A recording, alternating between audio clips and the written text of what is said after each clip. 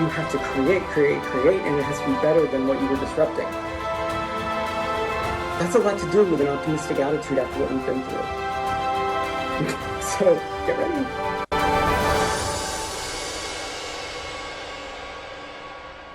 Welcome to today's deep dive. We're going to be going through this really complex cybercrime case. Oh, wow. It's really interesting because it's based on a bunch of first-hand accounts and official documents. Okay, interesting. And it all comes from this anonymous whistleblower that goes by the name NonCitizenFive. Okay. Now, we say anonymous, but actually, U.S. authorities know who they are. Gotcha. So this person, NonCitizenFive, is alleging that there was this multifaceted cyber attack that actually could even have international implications. Oh, wow. So, yeah, this is going to be a wild ride. Yeah, it sounds like it.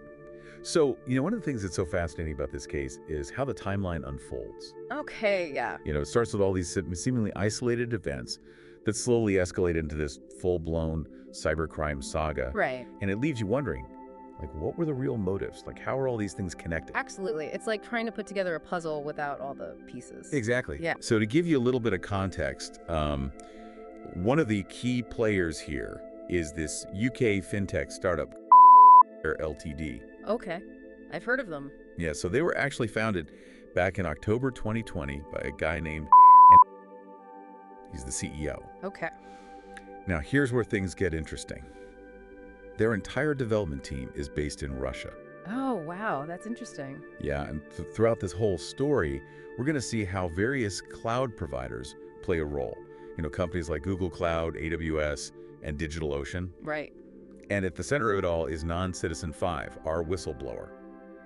And it seems like their tech expertise kind of accidentally dragged them into something way bigger than they ever anticipated. Oh, wow. Yeah, so it really makes you question, was NonCitizenFive specifically targeted because of their skills? Were they supposed to be used in this grand scheme? Right. Or was this whole whistleblowing thing just kind of a consequence of them being in the wrong place at the wrong time? Right. Was it just a coincidence? Yeah. It's was it targeted or was it just accidental? Yeah. A total accident. Right. I mean, that's the big question, isn't it? Yeah.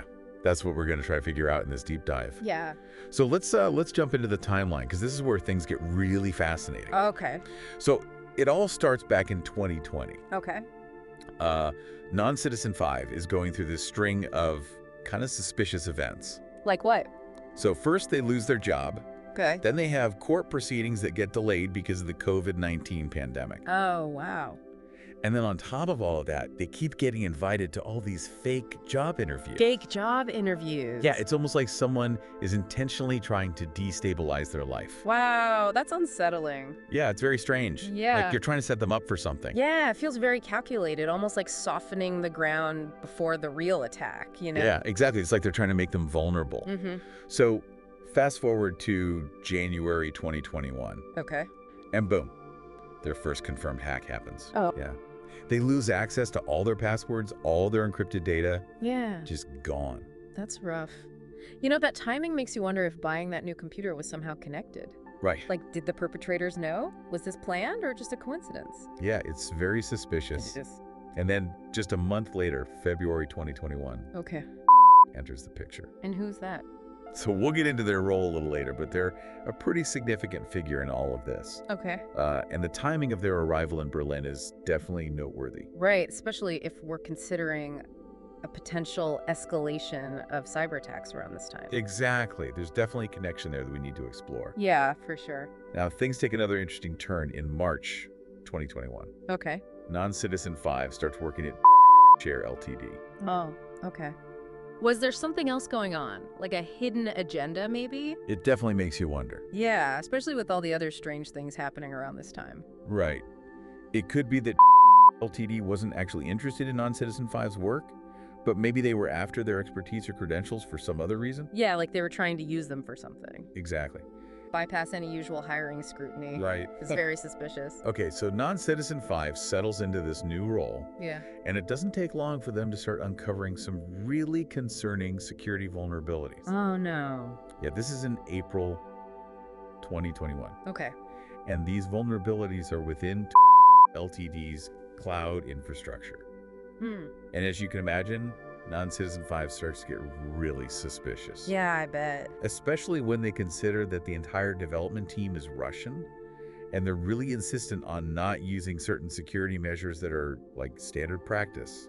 Okay, yeah, an all-Russian team developing for a UK fintech startup and then avoiding standard security practices. Right.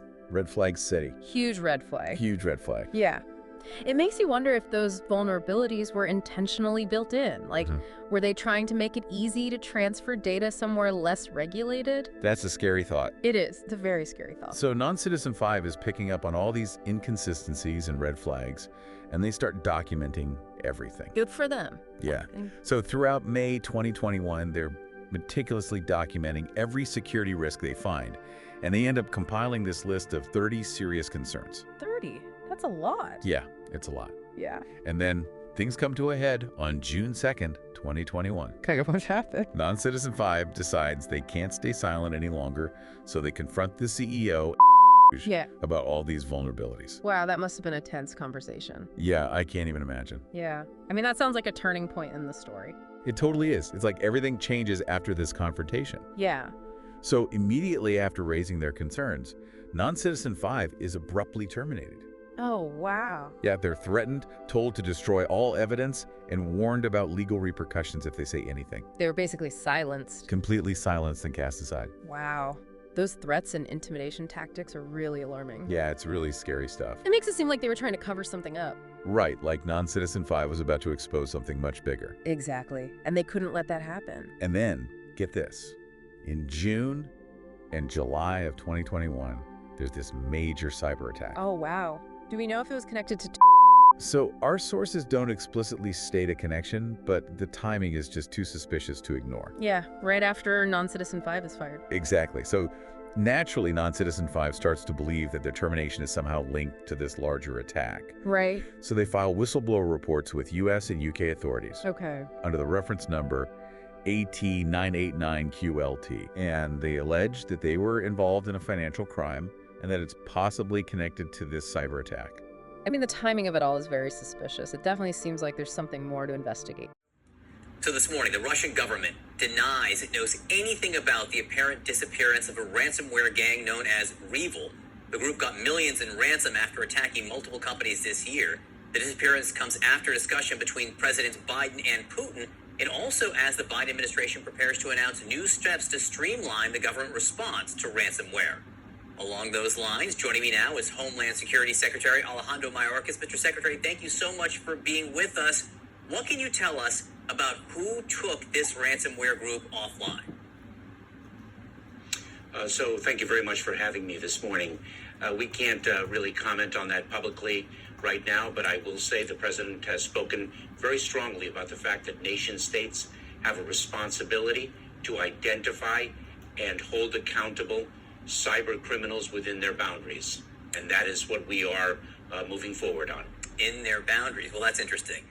But unfortunately for NonCitizenFive, the nightmare isn't over. Oh no. What else happened? They start experiencing even more hacking attempts, and they begin to suspect that their home devices are compromised. Wow, so they're being targeted even after leaving the company. Yeah, they're living in a constant state of fear and uncertainty. That's terrifying. It really shows just how far these attackers are willing to go to silence someone. Yeah, it's a chilling reminder of how relentless these cyber attacks can be. It really is. So in July 2021, NonCitizenFive makes a big decision. What's that? They marry Okay, but why? They cite safety concerns and wanting legal protection. Oh, wow. So they felt that getting married was the best way to protect themselves. Yeah, it seems like it was a direct result of all the threats and hacking attempts. It's really sad that they felt forced into that decision. It is. It just shows how much this whole experience was impacting their life. Yeah, absolutely. It highlights the very real human cost of these kinds of attacks. And then on July 8th, 2021, there's this email exchange between NonCitizenFive and CEO. Okay. And you can just feel the tension escalating. What do they talk about? Well, you can sense NonCitizenFive's paranoia growing. Yeah, I can only imagine after everything that's happened, they have every right to be paranoid. Right. It's like a glimpse into how much this whole ordeal is messing with them psychologically. Yeah, it's really unsettling. So even though they're no longer working at the consequences of this whole ordeal are far from over. Right. NonCitizenFive and are still experiencing constant hacking and surveillance. Oh, wow. So they can't escape it. No, they end up relocating to Italy for safety. That's crazy. Yeah. And it's during this time that NonCitizenFive starts to share their story anonymously as NonCitizenFive. Oh, okay. Like a whistleblower, Sure. trying to raise awareness and get some protection. It's amazing that they're still trying to fight back even after everything they've been through. I know, it's really inspiring. And it shows just how determined they are to expose what happened. And how sophisticated and persistent these attacks can be. Absolutely. They're not giving up, and neither are we. Okay, so where do we go from here? Well, we've only just scratched the surface of this story. In the next part of our deep dive, we're going to delve into NonCitizenFive's personal notes and reflections. You know, we just explored the timeline of events, but what really gets to me is the constant harassment they faced. Oh, yeah. Even after moving to Italy for safety. It's just relentless. So this is where NonCitizenFive's personal notes and updates to their network become so crucial. I agree. Because they give us a glimpse into the real impact, Mm. the emotional and psychological toll this whole ordeal took on them. Yeah, these firsthand accounts are just raw and unfiltered. Cool. You can feel the fear, the isolation, and just the constant struggle to understand what was happening. It's a stark reminder that cybercrime goes way beyond just data breaches and financial loss. Right. It's the emotional and psychological scars that can really linger. Absolutely. Hmm. And in one update, NonCitizenFive writes, I became the anonymous whistleblower NonCitizenFive after being set up to take the fall in a financial crime that involved compliance with the NYSE to which I had been attached. Wow, the NYSE, that's the New York Stock Exchange. Exactly. One of the biggest in the world. So this suggests that the financial crime might have had global implications. Yeah, it has a whole other layer of complexity to this case. Absolutely. NonCitizenFive goes on to describe how they were threatened, terminated, and hacked by their former employer. That's just awful. They were told to destroy all the evidence, even threatened over Zoom. These are classic intimidation tactics. Yeah. Trying to silence whistleblowers before they can go public. Scary stuff. It is. And it gets even worse. Yeah. Their personal information ended up on the dark web. Oh, no. Yeah, and their address was compromised. That's a complete invasion of privacy. It's terrifying. And you can really feel that fear in NonCitizenFive's writing. Yeah. They talk about how the agenda is still ongoing, Oh, gosh. with temps on their life and being pursued from location to location. That's terrifying. And they even mention security agencies on both sides. Wow. So You they know- felt like they were being watched. Yeah. Or maybe even manipulated by intelligence agencies. It's understandable why they felt so paranoid and distrustful Right. with all this happening and no real answers. It's like they're trapped in a web of suspicion, unsure who to trust or where to turn for help. Right. In another note, NonCitizenFive reflects on what happened leading up to their termination. Early on, things derailed, but there were many hands. It was zero customer impact. Okay, so at first it seemed like maybe just incompetence. Yeah, like disorganization or something. But then things changed. Definitely. As things progressed, they started to see a pattern, Hmm. and certain actions became an indicator and now potentially evidence of intent or actual cybercrime. Wow. So they started to suspect something more deliberate was going on Yeah, like a plan. with potentially criminal intent. Right. That's a huge shift in perspective. It is. And they highlight some really specific things that were off. Like what? Well, for example, the decision not to use cloud DNS, which is a standard security practice. Right. Instead, they opted for a less secure setup within Kubernetes and the VPC. Okay, so these are deliberate choices Yeah, that deviate from normal security practices. exactly. And those choices could potentially enable data exfiltration or unauthorized access. Making the whole system vulnerable. Exactly. Wow. And then NonCitizenFive mentions this DevOps lead who bragged about being able to bypass logs and manipulate data. Oh, no. They even said he could change them, delete them, etc. That's not good. No, it's like they were flaunting their ability to cover their tracks. Yeah, that's a major red flag. Huge red flag. Yeah, it really suggests a cover-up. Or at least trying to hide something. Exactly. And there's this other incident NonCitizenFive describes Okay. where the Russian team put online this massive 9 VM test environment Okay. without following any instructions. Why would they do that? Yeah. Well, NonCitizenFive writes, this was a tight deadline, but it really seems like a deliberate attempt to create chaos. Yeah, maybe introduce vulnerabilities. Yeah. Or distract from something else. Right. And through all of this, NonCitizenFive is being bombarded with questions about the back-end setup, Oh, wow. pressure to explain discrepancies that weren't even their fault. So they're being set up to take the fall. Yeah. They write, "It wasn't until after that I realized why everyone cared about the answers. They were testing my ability to know how much they could bend on things before I would notice." It's like they were being evaluated. Exactly, like groomed or something, to Yeah. see how far they could push things before NonCitizenFive would push back. That's really creepy. It is. They write about feeling like a consistent in a bad, semi-scripted reality show, Wow. with the CEO playing a role in this bizarre performance. So they felt completely manipulated. Totally. They write, "Even though the correct answer came rolling off his tongue, I knew he was not such to believe the words he said.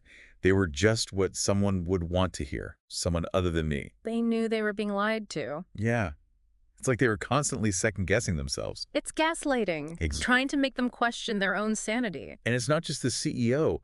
There are all these weird occurrences and conversations that just seem designed to provoke a reaction from NonCitizenFive. Like they were testing them. Exactly. NonCitizenFive describes the CEO's anger when they would give logical explanations, like he was expecting something else entirely. It's like he wanted them to break. Yeah, to lash out or something. Yeah. NonCitizenFive writes, "The last time a discussion happened like this, he interrupted me. Stop, stop. You have already gotten me to have doubts." I thought to myself, good, finally, because you have reason to doubt, because I know that something is bad in this situation and it cannot possibly be what I'm thinking right here in plain sight. Wow, they were really starting to catch on. Yeah, but it came at a cost. Yeah. All this happened before the threats, the termination, and the major cyber attack. It's crazy how much pressure they were under. It's really disturbing. Yeah. And their story just shows how devastating cybercrime can be. It's not just about the data or the money.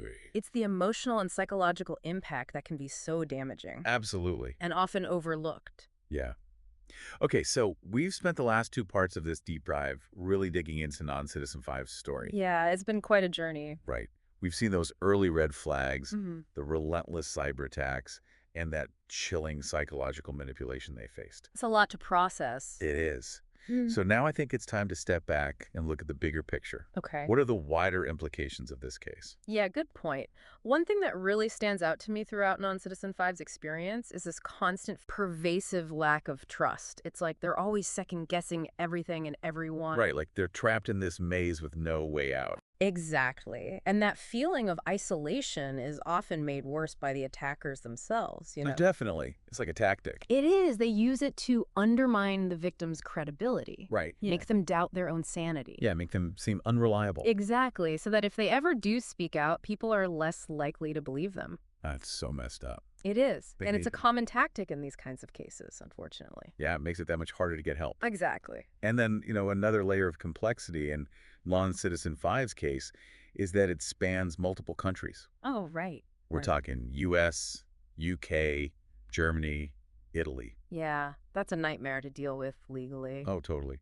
Each country has its own laws, its own regulations. It's a jurisdictional mess. It is. It makes it incredibly difficult to navigate legal processes or even figure out how to seek justice. Absolutely. And it highlights the challenges of dealing with cybercrime and whistleblowing in a globalized world. Right? It's a tangled web. Totally. NonCitizenFive mentioned filing whistleblower reports with both U.S. and U.K. authorities. Right. But we have no idea what happened with those reports. Yeah, that's frustrating. It is. And that uncertainty is something a lot of whistleblowers face. Right. It's a long, arduous process It is. with because- little transparency and no guarantee of an outcome. And it can be dangerous, too. Oh, absolutely. Oh. Especially when you're dealing with powerful entities that might want to retaliate. And throughout all of this, Mhm. NonCitizenFive is dealing with the psychological trauma. Right. And that feeling of being manipulated, gaslighted, it Yeah. can be incredibly damaging. Oh, absolutely. It erodes trust, creates paranoia, makes it hard to know what's real and what's not. It's like a form of psychological torture. It is. So where do we go from here? What do we learn from NonCitizenFive's experience? Well, I think it starts with awareness. Okay, yeah. We need to understand the cyber threats out there and be proactive about cybersecurity. Both individually and as organizations. And within organizations, I think it's crucial to create a culture of transparency and accountability. Right, where people feel safe speaking up. Exactly, where they're not afraid of being punished for raising concerns. And what if someone finds themselves in a situation like NonCitizenFive's? Well, first of all, it's important to remember they're not alone. Right. There are organizations out there that can help. Like who? Well, the Electronic Frontier Foundation, the Whistleblowing International Network, the Government Accountability Project. Yeah. They offer legal guidance, advocacy support. That's amazing. Yeah, they can connect people with others who have been through similar things. It's so important to have that support. It is, because whistleblowers are crucial, you know? Oh, absolutely. They hold power accountable, they expose wrongdoing. Right. Their voices are so important. They are, and we all have a responsibility to listen, to offer support, and to demand better protections for them. I agree. NonCitizenFive's story has been a real eye-opener, to say the least. It has. It shows the human cost of cybercrime, the challenges whistleblowers face, and just how complex these issues can be. Absolutely. It's a call to action for all of us. Right. To be more vigilant, more informed, and to support those who speak truth to power. Couldn't have said it better myself. So stay safe, everyone, stay informed, and keep asking those tough questions. Calzone.